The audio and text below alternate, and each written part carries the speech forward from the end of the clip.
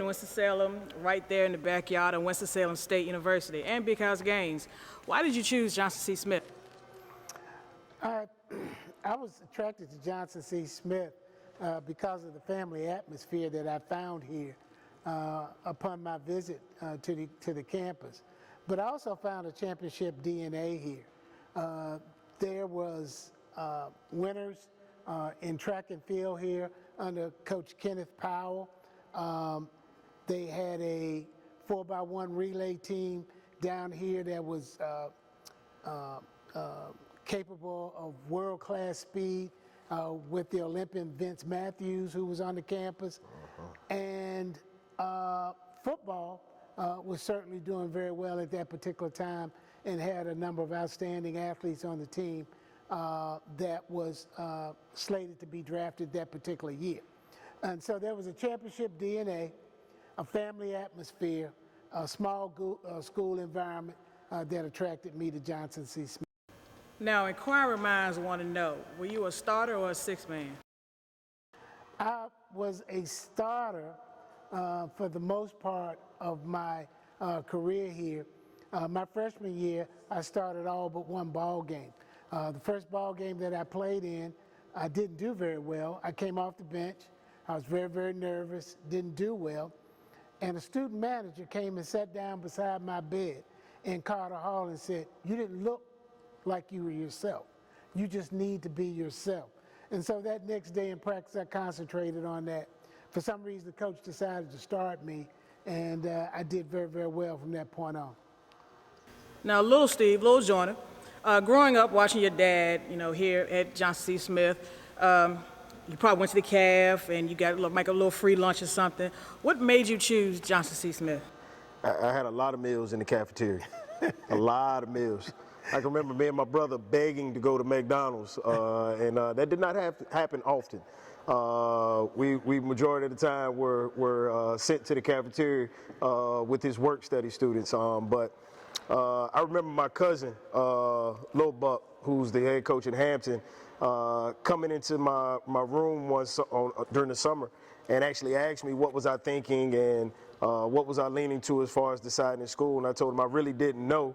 And he kind of asked me, why not Smith? What are your concerns about it? And I gave him those. And he just simply, mentioned to me, how many kids actually have the opportunity to play for their father in college. And when he said that to me, it resonated to the utmost to me. And I pretty much made my decision there that I was going to take advantage of that opportunity to be able to play for my father in college. So I signed my national letter of intent, went there and dropped it on my mom and dad's bed and checked in the listing hall that August. Now, after checking the records, Coach Joyner, rumor has it that you were leading in the assists. But like I said, I'm still checking the records out. But, your son kind of took over. What was it like coaching your son his 4 years here? It was a wonderful experience to be a part of his growth and development from a coach's perspective, but also maintain that relationship as a father. It was a wonderful experience. To watch him grow, to blossom, to develop from his freshman year to his senior year.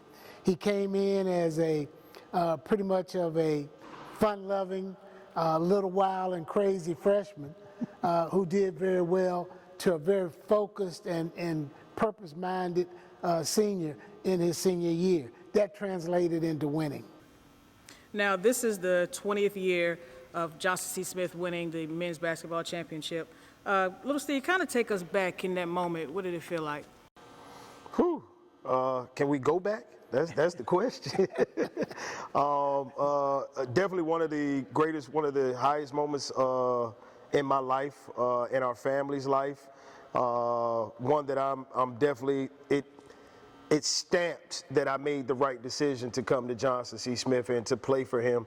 For us to be able to win that first CIAA championship here together with my cousin Buck as an assistant coach who was my position coach. So I got it hard both ways from the head coach and for the position coach. I never got, any leeway, but just a great moment. My teammates, we still communicate, keep in touch with each other. It's a bond that will never be broken.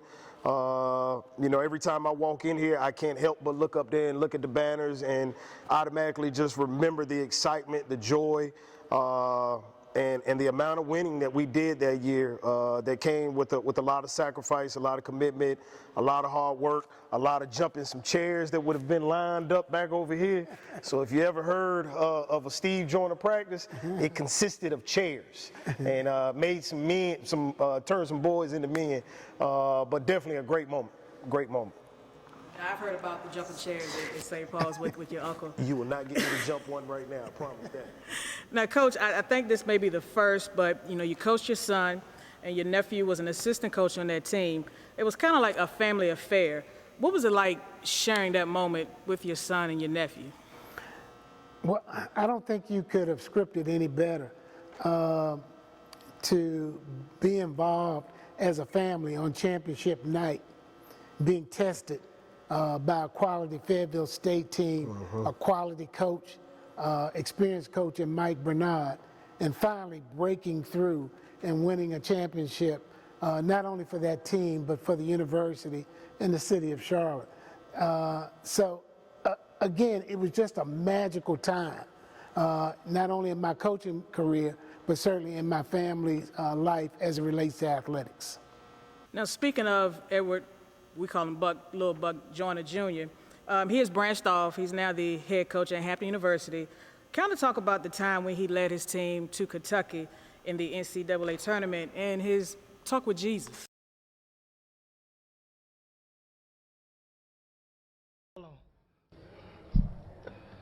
I told y'all I had Jesus on speed dial, so. Hey, Jesus. First of all, you can't play, so I ain't worried about you being hot. Okay, fine. They want to know how much of a mountain and what our odds are. Hello? Hello? I guess he'll get back to me, so I'll get back to you, but it's a heck of a mountain. You understand? Man, Lil Buck is crazy. Talking about he's calling Jesus. Jesus would answer the phone if he turned the phone around right. I thought I taught you guys better than that, but it's no sense in having Jesus on the main line if you're going to talk to the wrong end of the phone. Hello? Yeah, we're watching. Who is this?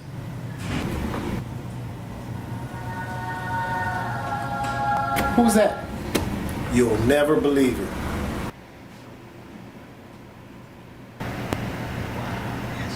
He didn't share with me the outcome of the game, but he did tell me to share this message with Lil Buck and the Hampton Pirates. Remember, he didn't bring you this far to leave you alone. On behalf of Golden Boy Nation, on behalf of the entire family here at Johnson C. Smith University, we're very, very proud of you and your team's effort. We wish you well tonight as you go against Kentucky. Go Pirates. Proud of you, big cousin, big brother, wishing you the best. No matter what anyone says, you've done enough. Get this one, shock the world. Go Pirates. Well, you know, I remember his first experience of playing against Duke in the NCAA tournament, and the game happened to be here in Charlotte, and so we went to support him, and when he finally came out, he sat down on the wrong bench, and I think Coach K kind of saw that when he came out, and I spoke to him and told him, you know, your bench is down there. So I know the nervousness that he felt. I was glad to see him shake that off, fall on his foundation in terms of coaching and realizing that he was representing his young men and their dreams, their hopes, their aspiration. And he went on and coached a fairly good ball game and certainly didn't win, but gained a lot of respect for the Hampton Pirates. Now, Lil Steve, you followed in your father's footsteps. What made you get into coaching, especially with women's basketball? I did what I wanted to do coming out of college. I studied business and administration with a concentration in accounting. And upon my senior year, did an internship and realized to become a CPA, I had to do 2 more years of school, and that was not in my plans. So I went on ahead and graduated, but I knew accounting was not my way. And also, I think just growing up around a coach the 9 to 5 sitting behind the desk, I never really saw, so it wasn't a part of my DNA. But luckily, my Uncle Buck, who was at Livingstone College at that time, coaching the men, convinced me to come volunteer with him. To find out later on in life that it wasn't to get me into coaching, but it was to steal Big Steve's system. Because every day he just kept asking for that play. Boy, I need that play. What's that play, son? I never gave him the play. I gave him a different kind of, I don't know how to say it. I gave him somewhat what he was looking for, but not the exact play. But from that, being given that opportunity, Jolie Robinson was the head women's coach at North Carolina Central, and of course, both of her parents were alumnus of Johnson C. Smith, so she was very familiar with the Joyner family. But she afforded me, she asked me one day, she said, "Boy, you ready?" And I said, "Well, yeah, coach, if you give me a call, I'll come on up there." And lo and behold, that was in February, and that next October, she called me and offered me the job to become her assistant coach.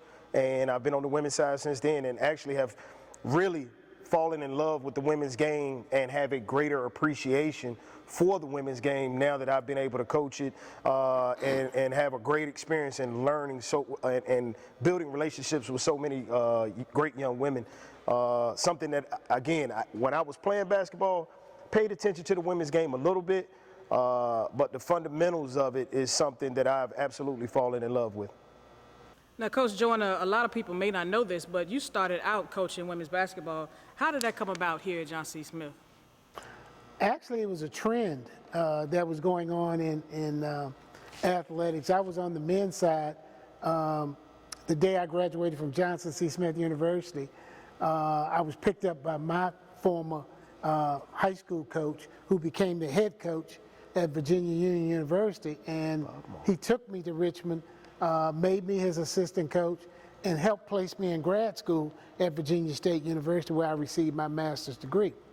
And so my first 5 years was the assistant coach at Virginia Union University. He then was later brought to Johnson C. Smith University as the head coach, and he brought me here with him. 2 years in here, I decided to venture out and take on the women's job, which was a trend at that time.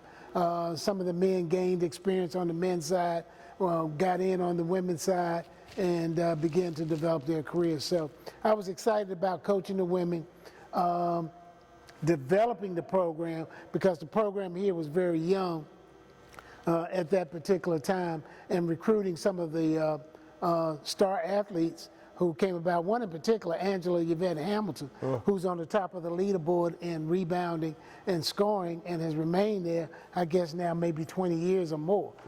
Just an outstanding student athlete. So excited about my time in women's basketball. It's definitely more than 20 years. I done been out of school 20. Oh yeah. Don't tell everybody. Hey, who just said it was a 20-year reunion? Now, both of you all have won championships as coaches. Coach Joyner, talk about the moment when you watched your son raise that trophy, not as a player, but as a coach. Oh, I wanted him to have that experience with his players. And because it's a signature moment that he will never forget, but most important, they will never forget. It'll be the foundation of their growth together through that particular year, what they learned about themselves, what they learned about working together. They're going to remember little things that he said, that he tried to inspire them. And they're going to remember these things for the rest of their life. And I was just happy and proud to see him have that moment. Little Steve, what was that moment like for you winning it as a coach? Congratulations, Coach Joyner. Thank you, man. Been a long time coming. Long time waiting on it. So this is history for Johnson C. Smith and really for HBCUs. You are the first person to win a championship as a player, an assistant coach, and a head coach. Tell us how that feels. It feels great. It's a wonderful accomplishment. But at the same time, the biggest enjoyment, the biggest satisfaction satisfaction of it all is those 15 young ladies. They've given me everything they have. They took me on my good days and my bad days. So that's really what it's all about. It's about 15 young ladies growing together and accomplishing something. Looking at the two of you all sitting. I mean, just like you've been carrying around weights on your back your entire life, and now all of a sudden you can just take them off and just say, okay, I've arrived, I'm here. I had a whole plan of what I was going to do, what I was going to do afterwards. None of that happened. It was just pure excitement. And again, like you said, a moment that I will never forget, a moment that has bridged me and connected me with a group of young ladies that will never be broken. The greatest satisfaction I had was watching the excitement come out of those young ladies that day, and to see just how happy they were and just them hugging one another, because it's not always, it wasn't always hugging each other that year. We went through some ups and downs, but that team decided when it came to the CIAA tournament that year that they were going to pull together. It was the perfect week. I mean, as coaches, we did not have to ask them to do anything. Scout report, everybody was on point with it. Uniforms, they already knew what they were wearing. Tights, sports bras, socks, everything. I was scared. I was like, Lord, they nervous. Lord, they got everything perfect. They're going to get out here and mess up the game. But they went out there and played their hearts out. And I'll be honest with you, I probably cried more that day than I have my entire life. And it was just all just pure joy, though. Now, speaking of winning traditions here at Johnson C. Smith, people think it's only basketball has the championships, but football has won a championship as well in 1969, men's and women's track and field, and tennis dating back to 1934 where they won 17 with 7 straight. Now, Coach Joyner, talk about the winning tradition here at Johnson C. Smith. Well, again, that's one of the things that attracted me to Smith. When I came in here as a freshman and being recruited here, you can see there was a championship DNA here. It was evident in every sport that they were participating in except basketball. Basketball had a down year, won 4 ball games before I got here, the year before I got here. But football was in a championship mode, had just won the CIAA championship in football. Swimming was off and running and doing well. Tennis, with that crew of now Dr. Melvin Penn, Jimmy Ewers, Dr. Ewers, Albert Jordan, and all those guys, they had won an NAIA District 26 tennis championship and the CIAA tennis championship. But there was a championship DNA here at this little small school that had a family atmosphere. And so that's what we're trying to keep alive here today. We're trying to create champions. Now, along with Livingstone College, we were the first HBCU to play football. Talk about what it means to be the first. We've established something here at Johnson C. Smith, but we established being the first HBCU school to play in football.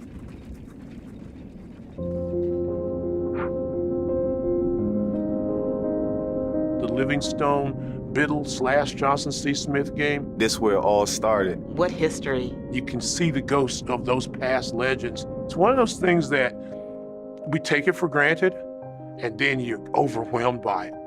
When I see pictures of that game, and you can see the faces of them and how they're standing, and you see mud, and you see uniforms all messy. That had to be a tough game to pull off in December. So there was hardly anyone around, if there were anybody around. In the snow, cold. I know that scene was crazy. I couldn't even imagine. I can only imagine the kind of equipment that they wore back in 125 years ago. Women on the campus were making their uniforms. Strapped the cleats on, you can only imagine. And then to play. I think about old-fashioned classic football. Big on big, man on man, and just being physical. Couldn't officiate the game properly because you couldn't see the lines because there was ice and snow. So I can only imagine how tough those guys were and how resilient they were during the game. If they ask how the game ended, His final score is 5-0. It's contradicting stories about, the guy scored a touchdown where he was out of bounds. It's awesome to talk about it. It's awesome to be in the area that, that you're able to go and see it. I had a chance to to walk where the football field used to be. Close your eyes and visualize what were they doing 125 years ago. That's special. It really is. It's an honor for us to have the opportunity to represent Johnson C. Smith University in the game versus Livingstone. Not many guys get a chance to play in a game like this, and how honored and special it is. I think this unique bunch from Johnson C. Smith and Livingstone, I think these young guys have been talked about and they've heard the stories enough that I think when they really sit back, they kind of get it and they know that they're a part of something special. They're telling their kids or grandkids or their relatives about, hey, I went to the school that played the very, very first black college football game. It really makes you proud that we had the first 2 schools in our conference that were a part of that history.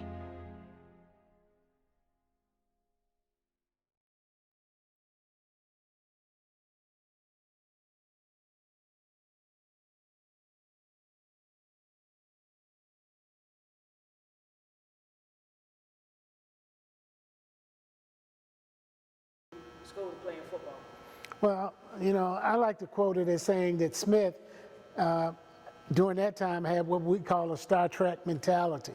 They boldly want to go where nobody else has gone. And certainly during that time, football was not in the minds of many in black colleges and universities. Many black colleges and universities were just beginning to have their start. But we decided here at Smith that, along with Livingstone, that was something that we wanted to do and be a part of. And so in 1892, it came to fruition that Johnson C. Smith, then Biddle, drove, well, when I say drove, it was probably in horse and buggy, went up to Livingstone, and on the front of their campus played the first historical black college football game in the United States of America. We're proud of that. Now, little Steve, I know growing up, you probably heard stories about that. Kind of talk about in your mind, you had to think back, like, what was it like in the horse and buggy? They had to make their own. Kind of as a little kid, you probably thought in your mind, just kind of talk about that. It's kind of what I see now when I pull on campus. To see the university transform to where it is now, from when I was a young boy going to Irwin Elementary right across 77, less than a mile from here, but just to see a place grow. So I can only imagine that, like he said, there were people with that Star Trek mentality that had to have the vision to push things forward and to always push that needle to go further. I'm definitely grateful for the founders and the people of the past who laid the foundation for this great university. And like Coach said, we're here to continue that and to push that needle and to continue to develop champions. Now, Coach, I don't want to say how many years you've been here, but as a player, a coach, and even administrator, what gives you that energy to keep going? I know you want to keep going, but I know you want to see your grandkids on this court one day. But what gives you that energy to keep going here at Smith? Student success. Mm-hmm. Anybody in intercollegiate athletics, higher education, has to want to see students progress and reach their goals and objectives. And so certainly, ultimately, winning championships is important. But when they graduate and get their degree, they move on to their chosen fields, and they're successful. And they come back and say, I can remember when you said this, or when this happened. I'm talking to my students now, and I see some of the same experiences and things that they go through that I went through. So just seeing students come in the door and move forward and accomplish their goals and objectives, that's what it's all about. That's the ultimate goal. And he'll be a volunteer assistant whenever he stops.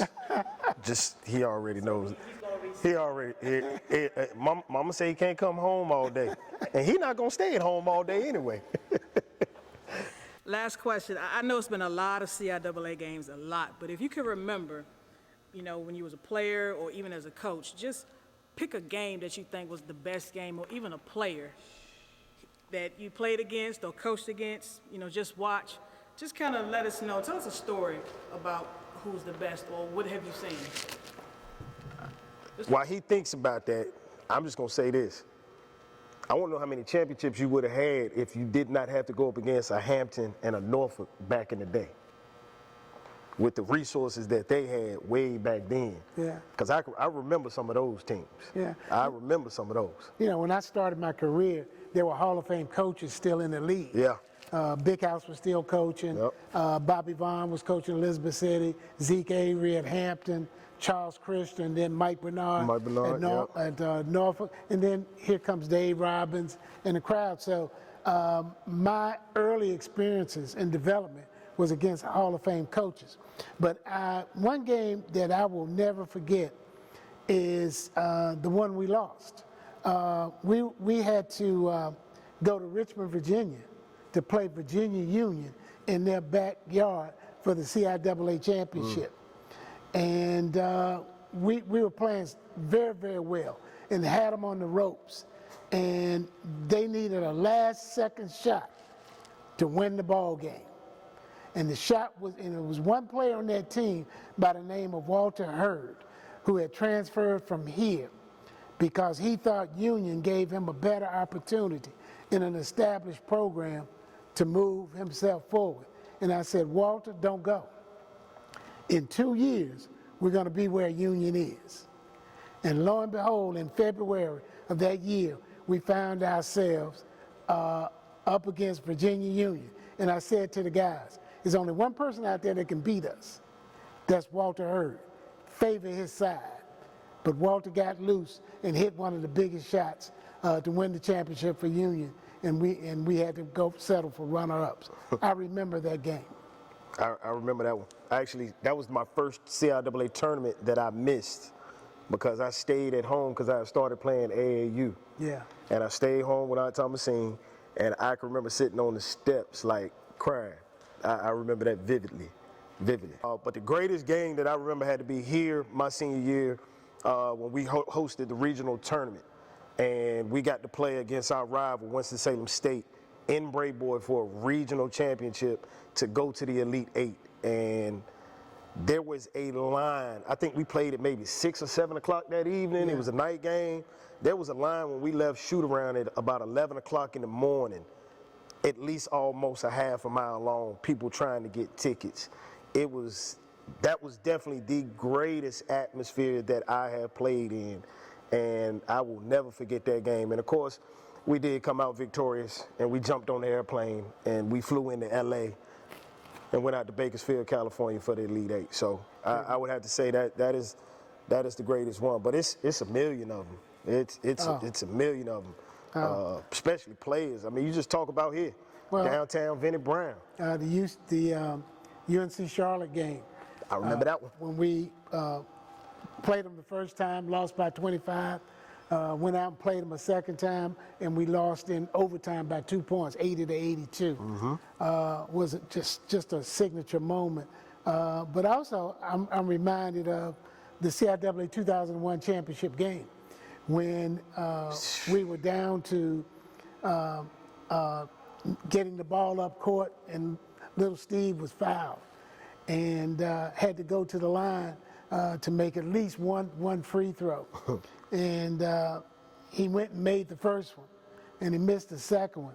But they were key signature moments, key free throws that helped propel us to that championship win. Last question. What does the CIAA mean to you? Opportunity. CIAA gave me an opportunity, gave my son an opportunity, and now presents the best opportunity for all those student athletes that come through our member institution and doors. So I think it's one of the greatest tournaments in this country, and greatest conferences in this country that provides opportunities for our students and student athletes. CIAA is me. I was raised by the CIAA. My homework got checked by CIAA. I was picked up from school by CIAA. I was babysitted by CIAA. So CIAA is me. You know, educated black man, father, college coach, It's everything. It's my life. CIAA for life.